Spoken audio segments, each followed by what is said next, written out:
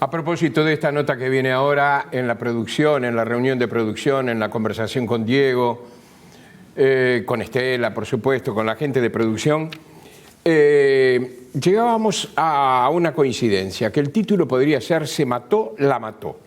Vamos a estar en diálogo con el psicólogo forense Gustavo Álvarez, director de la Academia Uruguaya de Investigación Criminal y Ciencias Forenses.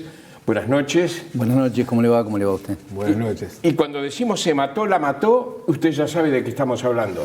Sí, lamentablemente sí, si bien no es el único o la única situación, pero se da predominantemente en femicidios, ¿no? Cuando un individuo mata y se mata posteriormente, en algunos casos, en otros no. Y esto nos lleva un poco a encuadrar en un paréntesis muy apretado, sin lugar a dudas, pero encuadrar y hacer ver que los delitos más aberrantes, más potentes conmocionalmente hablando, son los que se dan dentro del seno de la familia. Paradójicamente es así, sea un parricidio, un femicidio, un filicidio, pero son donde se mueven las pasiones más fuertes, ¿no? Ahora, ¿es por patologías o es por razones culturales? Muy buena pregunta. Es una mixtura.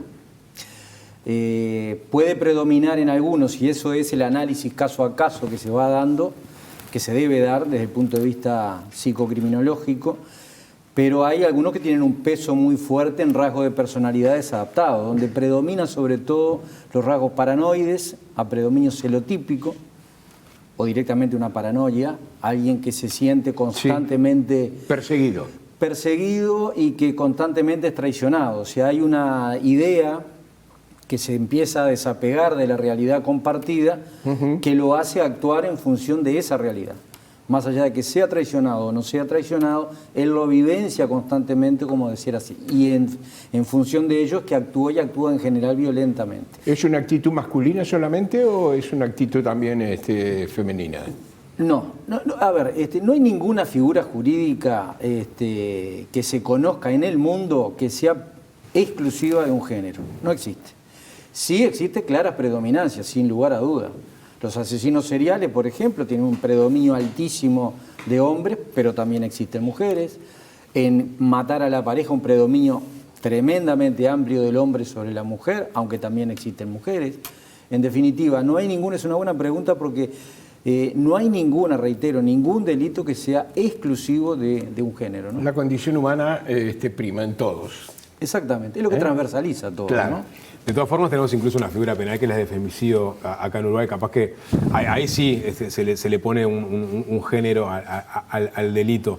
Pero digamos, lindo tema ese. Para ir al trasfondo de este asunto, que es el de la mató y luego se mató, ¿no? Es un patrón que aparece, no voy a decir en todos los casos, pero en muchos casos, ¿no? Sí, es cierto. ¿Qué mecanismos psicológicos operan en ese momento? Digo, ya explico un poco de qué pasa cuando el hombre va a matar a su pareja, a su expareja, pero ¿qué pasa después que la mata y toma la decisión de quitarse la vida? Si usted, muy buena pregunta. Si usted me permite hacer un contexto para que la gente entienda, ¿no? ¿Cuáles son las características genéricas o con un peso ponderado estadístico en el hombre violento y que comete este tipo de acciones, de delitos? En general tienden a cosificar a la pareja, a tratar de manipularla, de controlarla, tanto en acto como en pensamiento e idea, tratar de separarla de su núcleo de referencia que le puede dar una continentación, pero paradójicamente la otra cara de la moneda tienen un yo muy débil, muy frágil, en donde, y ahora voy a responderle a la pregunta, en donde el pegamento de su individualidad, por llamarlo de alguna manera, es la mujer. O sea, no eligen pareja, no optan por pareja, necesitan una pareja. Cuando pasa al acto, cuando mata, después de matar a la mujer, lo que se le genera es un vacío existencial. Es un no tener un pegamento y empezar a deshacerse. Y como es un vínculo a veces muy simbiótico, muy fusionante, entonces matar y matarse prácticamente es lo mismo. No hay una individuación fuerte en esta clase de individuos. Perdieron lo que tenían, perdieron su propiedad. Perdieron su propiedad y se perdieron a sí mismos. Seguro. Pues muchas veces se da inmediatamente, ¿no? O sea, la mata, muchas veces se da inmediatamente. O sea, comete el homicidio y después a los minutos, a la hora, se quita la vida. Otras veces Sí. no. Es más frecuente lo primero que usted señala, ¿no? Sin lugar a dudas, tiene una predominancia altísima. La pregunta es si va con esa idea premeditada de matarle, después matarse, o ese vacío del que usted hablaba genera instantáneamente esa acción.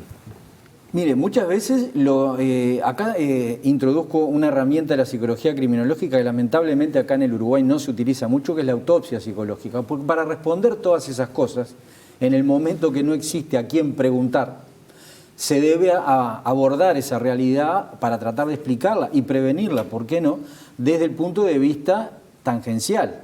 Y es utilizando, por ejemplo, la autopsia psicológica, en donde uno puede llegar a arribar a determinado acercamiento, a respuestas en cuanto a eso. Yo no creo que un acto con las características que tiene, a no ser que sea un psicópata muy acentuado, sea premeditado en el sentido de que ya va pensando en matarse, menos un psicópata. Es muy raro que un psicópata se mate. Yo creo que la conmoción, o una hipótesis por lo menos para manejar, es que la conmoción y hasta a veces el darse cuenta del lugar que ocupaba esa mujer, con esto no estamos justificando el delito, obviamente, sino que estamos tratando de hacer un ejercicio de comprensión. Pero cuando como usted bien decía, cuando mata y desaparece ese objeto, ahí es donde se enfrenta realmente lo que significaba para él. Esto no es una frase de amor, para que se entienda bien, porque lamentablemente estamos con una dicotomización muy fuerte en cuanto a esta temática, ¿no? No es una cuestión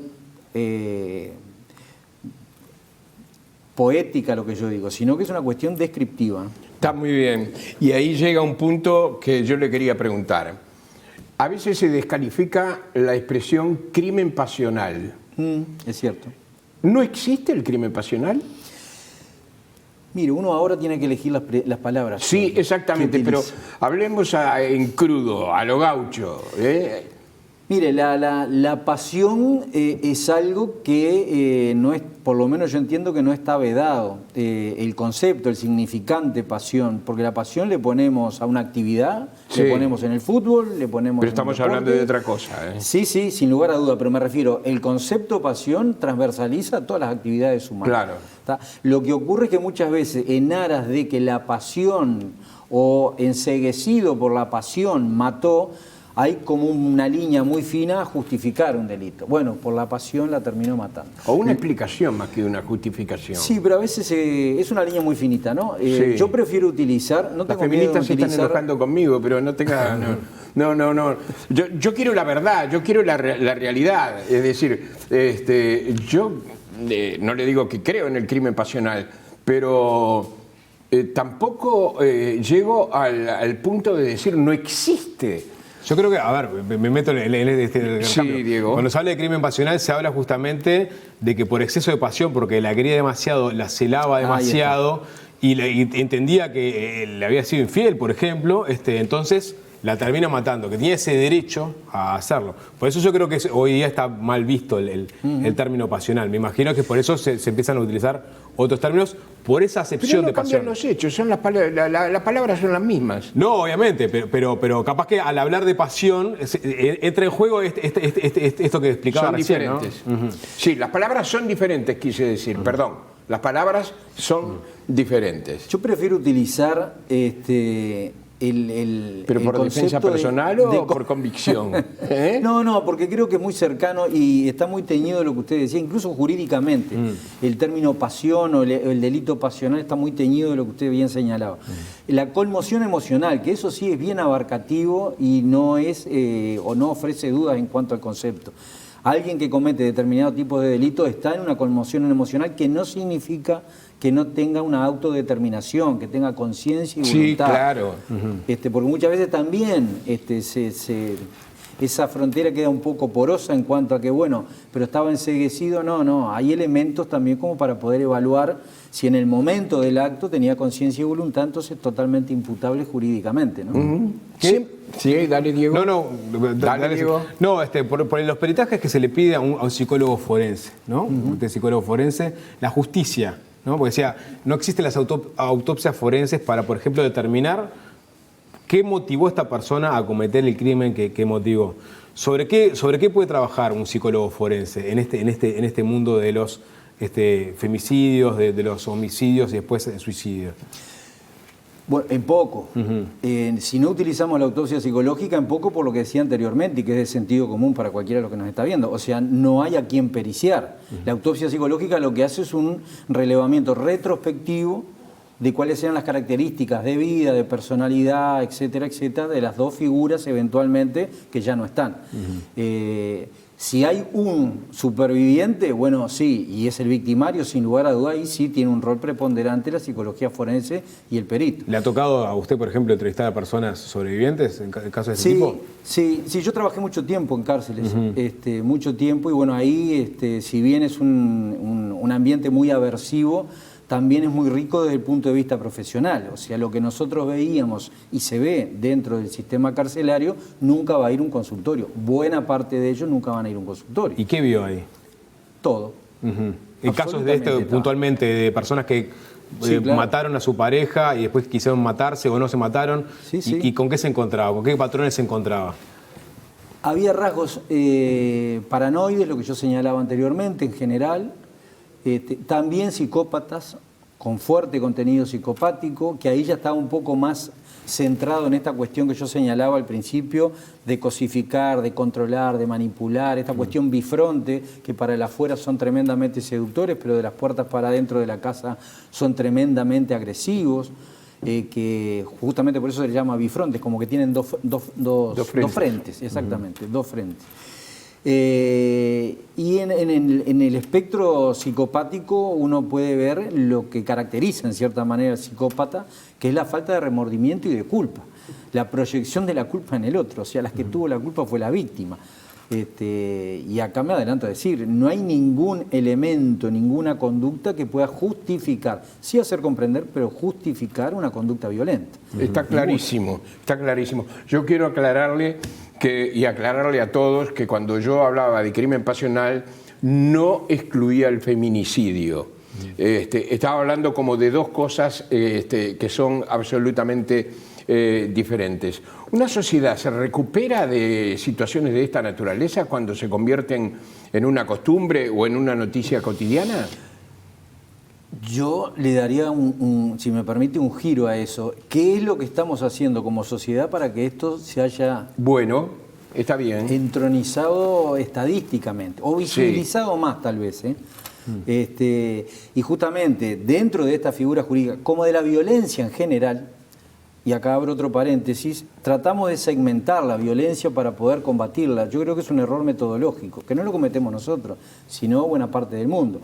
La violencia en el fútbol, en el básquetbol, como si el que es violento y rompe la estatua de Suárez, pongo un ejemplo ahora cotidiano, o de actualidad, mejor dicho, no sea violento en otros ambientes. Como quien está en una barra brava no sea violento en otros ambientes. Entonces, tratamos de segmentar para poder controlar la violencia, pero realmente no vemos cuáles son los factores sociales, macrosociales y microsociales que están incidiendo para que se genere, nos habituemos y hasta, en cierta manera, habilitemos la violencia. Es interesante, porque uno decía también, segmentando, uno puede atacar diferentes tipos de violencia, ¿no? Dirán, bueno, predomina, por ejemplo, el asesinato del hombre hacia la mujer en temas de pareja. Bueno, ahí tenés un tema quizás de masculinidad, ¿no? En el caso de la violencia por un robo, una rapiña, quizás es un tema de necesidad sumado a un tema educacional o cultural. Como que también hay diferentes abordajes sobre las violencias, ¿no?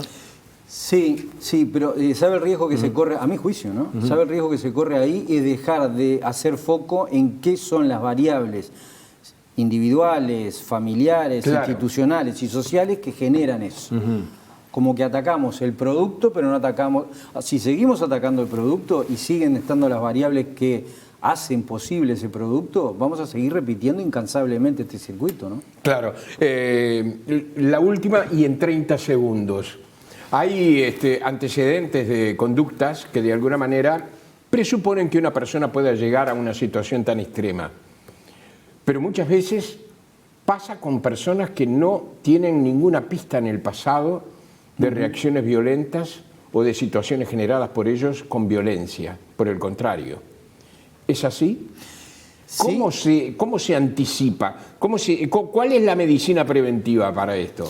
Bueno, hay que ver el ciclo. Hay ciclos que se manejan en violencia doméstica desde hace mucho tiempo, el 78, si mal no recuerdo, Lenore Walker, que decía las tres fases, ¿no?